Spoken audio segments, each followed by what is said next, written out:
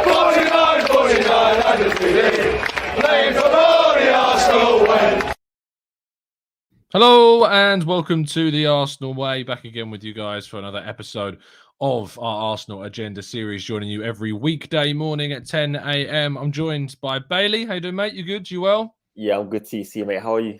Not bad. Not bad as mornings go. It's been a pretty good morning. Those that are in the UK will probably know what I'm referring to, but we won't go any further than that. But it's been a pretty good morning indeed. I'm looking forward to getting into the transfer stories today because obviously for a while we've kind of known the main transfer targets. We know who Arsenal are looking at. And yet yesterday, a couple of new targets have cropped up, and specifically in the wide area, we've got a player that we need to talk about in Edon Zhegrova. Now, you were shaking your head yesterday when I brought up Marco Asensio.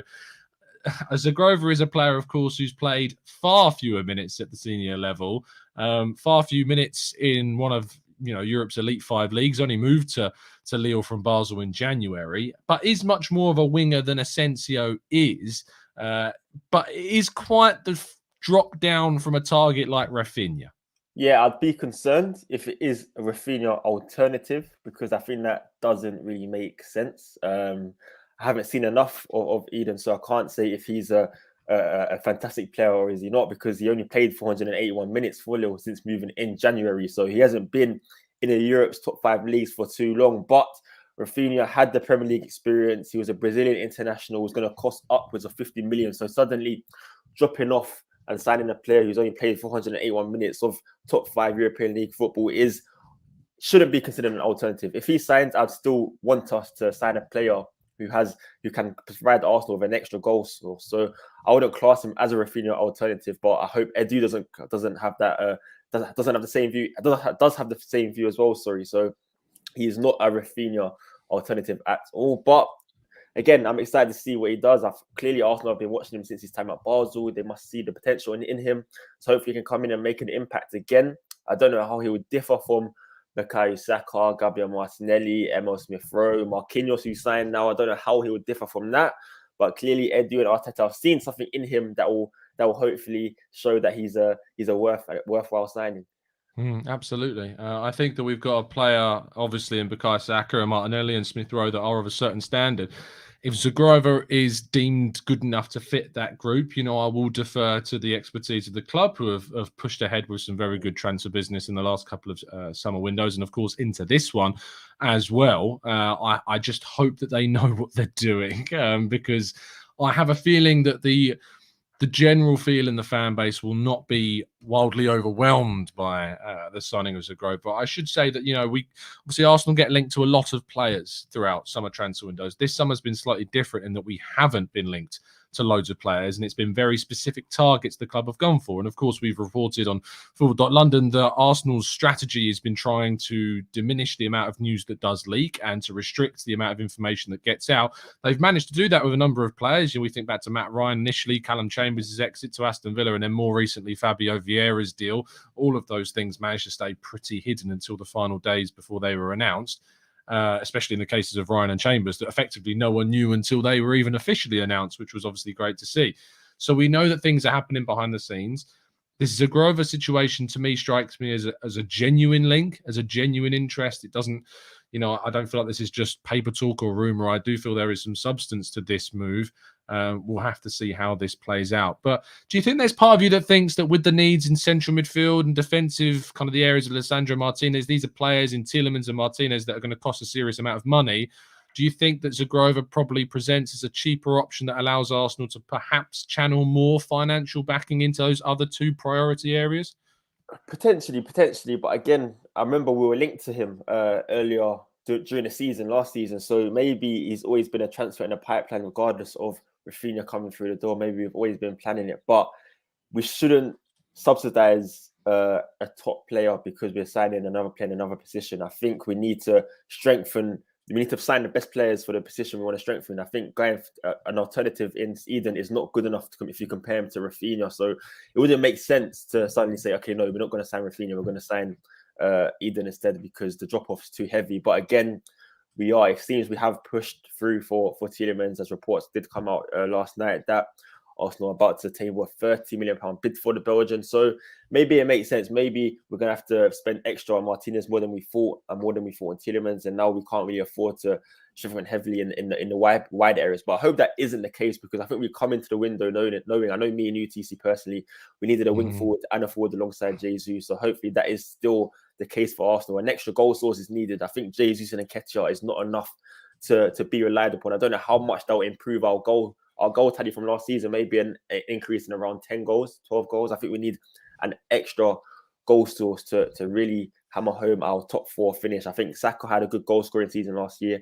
Emil Smith-Rowe had a good goal scoring season last year. I don't know if they can repeat that. It's not guaranteed. So we do need another goal source. And I don't think Edon's ready yet. He's only played, he's only played 500 minutes of top 5 European League football. So I don't think he's ready yet to come in and automatically start banging in goals.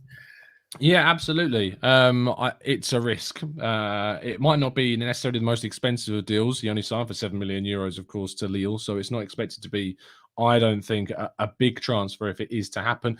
But it's one that we'll obviously keep you guys up to date with, and we'll be discussing in greater detail. And of course, you'll be able to find more breakdown of Edon Zhegrova over on football.london throughout the rest of the week and probably throughout the summer if these links indeed do persist. Now, the other deals, as we know, Youri Tielemans and Lisandro Martinez. We'll focus on Martinez first. No real genuine update in regards to movement on this. Arsenal and Man United, of course, remain locked in talks to try and agree a fee with Ajax before they can then approach discussing personal terms with the player.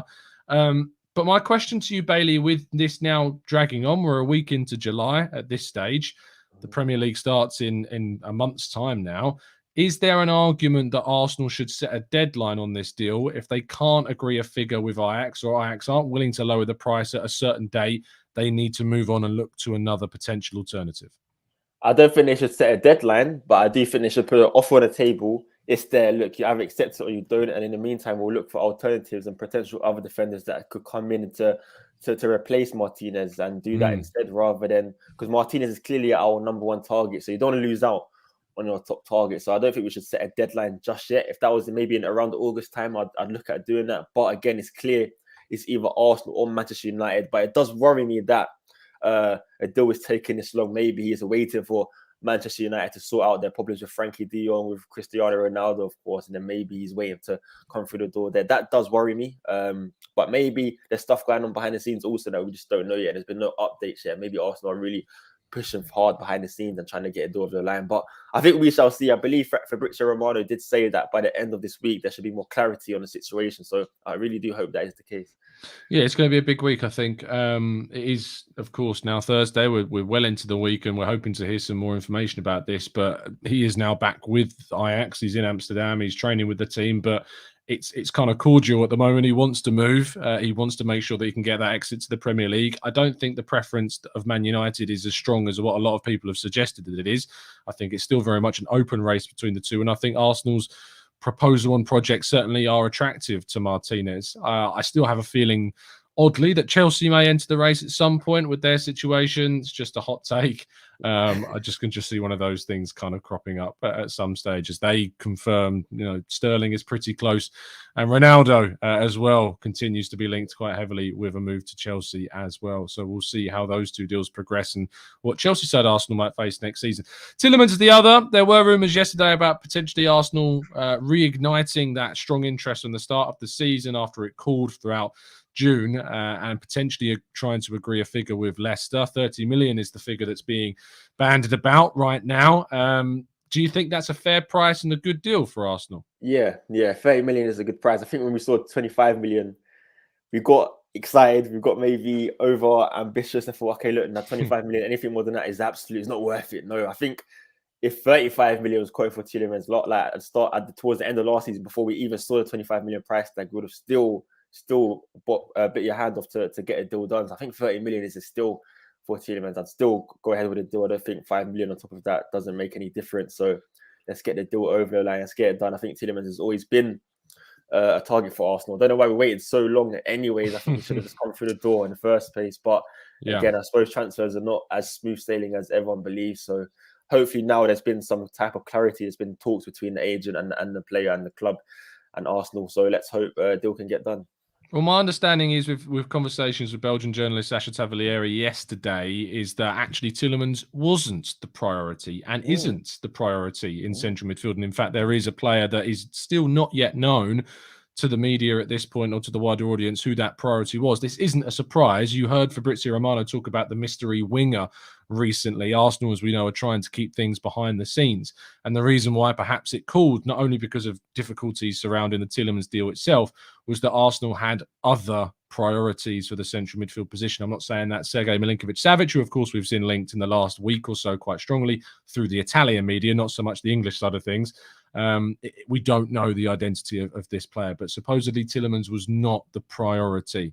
So if we are moving for him now, it perhaps tells us that that priority midfielder is not going to be happening, whoever it seemed to be. Let's move on to what is possible outgoings. Hector Bellerin, of course, is a player that we expect to move on. I am starting to question, though, whether he will. The reason why is that Villarreal, of course, put in an offer that was matching his salary at Arsenal, had no issues on that level, would have been willing to negotiate with Arsenal a fair price for the player. Bellerin has reportedly turned that down and still is very set on the idea of moving to Betis, who, as we know, are in significant financial difficulty and unable to kind of offer Arsenal any kind of transfer fee of which they would require to sell him. I have a feeling, Bailey, that we may end up seeing Bellerin stay for the last year of his contract, run that down, and then leave for Betis on a free in 2023. Is that a fair theory at this stage? Yeah, it's a fair theory, and I wouldn't be against it. As I said, we need better backups at right back. I do not trust Cedric. I think everyone in Arsenal way and UTC know that I'm not the biggest fan of Cedric, so that could be a possibility. I know we usually have the discussion whether if we know players are leaving, should they stay at the club because they lose mental concentration, they don't want to be there. But Bellerin has always shown his love for Arsenal. I think he was given the captaincy on the opening day of pre-season, showing Arteta's faith in him. So I wouldn't be against that. But again, I do think he'll get his move to Real Betis in this window. I reckon it'll happen towards the end, maybe late in August, and a deal will be agreed. Clearly, Bellerin's confident if he's willing to reject offers from other clubs and he just wants Real Betis. So I reckon a deal will get done this window. But again, I'm not against him also staying for another season. No, I'm not against the idea at all because I think he's better than Cedric. And I think he showed that last season playing for Betis. And Arsenal have no interest in signing a right back this summer. It's not going to happen. So if Bellerin does end up staying, I don't really have a problem with that at all. Tomiyasu, I think we all know, is our starting right back. And having a player like Bellerin and Cedric, when you know you've got a year playing in 4 competitions, is not that bad. I also think maybe it then opens scope up to send Brooke Norton-Cuffy on a good loan deal to a championship side perhaps next season and continue his development. You know, whilst I am excited about Brooke Norton-Cuffy, I'm not obsessed with this idea that we have to get him into the first team immediately. I think a loan would be a really beneficial thing for him next season after what was a really good 6-month loan spell of Lincoln and then a solid under-19s Euros win with England. So, yeah, there's a lot more, I think, to come from him. Bellerin's wages are the issue with keeping him. He's on around £110,000 per week, supposedly. So, you know, that's 5 million-ish that you're spending on a player across a whole year. But better than Cedric, in my opinion. So, you know, I think that is still an option for Arsenal this season. Let's go to the questions and the chat box as well. If you indeed do have any questions you'd like to throw in, please make sure you do. Damien says, what's going on with Balogun? He is, of course, away with the team in Germany right now. What do you predict will happen with him? I predict Balogun will probably leave on deadline day. I can see him leaving on deadline day. Yeah, on a loan move, I must stress. I think it'll be a deadline deal day. I think a club in the Premier League will look for a striker, and I think Balogun will be one of those players available. I think he's a type of deal that gets done on deadline day. I think teams wait. They try to bring in other targets, and there's not other striking targets they can sign on a permanent transfer. Then they'll look for a loan move, and I think that's perfect for Balogun. Again, I think now we have to loan him to a Premier League club. I don't think he should go back to the Championship. I don't think he should go abroad either. I think the Premier League would be the ideal move. I know Fulham and Marco Silva were interested in bringing him into the club, so that could be a potential move there. But again, I will not be completely against keeping Balogun simply for the Europa League and the Carabao Cup. I don't think it'd be the worst thing in the world. But of course, we do have Eddie Nketiah and Gabriel Jesus, but we don't know. Gabriel Jesus could be utilised as a winger, Nketiah as a striker, and then Balogun could be next in line for the striker role. So you never know there. But I do think Balogun towards the end of the window, he will go on loan. So he might even be on the bench for a couple of Premier League games before he is actually shipped away. Afsar says, what's going on with Nelson, Maitland-Niles and Pepe? I mean, Nelson's an interesting one. Of the three, I think Nelson's the most likely to stay. I think that Maitland-Niles will probably go. And I think that Pepe will probably go. It's just about finding someone who's willing to pay Pepe's price and wages.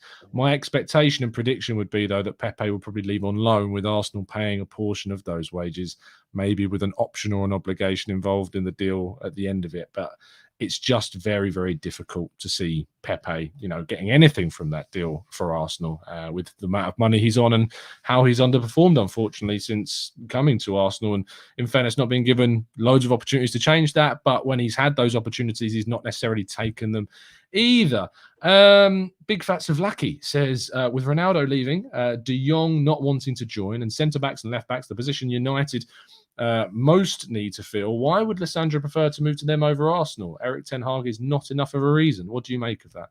Well, of course, I believe reports have said United prefer Lisandro at centre-back, whereas Arsenal prefer him as a left-back. So already there is space in the centre-back position. Maguire, of course, we don't know how he will be next season. Lisandro Martinez and Varane could be their pivot in defence, so we don't know how that could be. And I know Maguire has been linked with other clubs, and I believe Man United reportedly offered Maguire for De Jong plus a bit of cash. So maybe Maguire is not in Erik ten Hag's plan, so he does have a spot at Manchester United there. And also, if he comes to Arsenal, would he want to join Arsenal? We have Kieran Tierney, we have Gabriel Magalhaes, he won't start at Arsenal either at the moment. So it's the same argument. It's the same argument, to be honest. I know we're trying to push the narrative where we have a chance to sign Martinez, but if we're being honest, us and Manchester United, we're in the same position to sign Martinez. The only different factor is that they have Erik ten Hag. That's the only factor. We both played Europa League football. We're both pushing to get in the Champions League next season. We have the better project, I must say that, but they have the major factor, which is Erik ten Hag, and we shall see how that goes.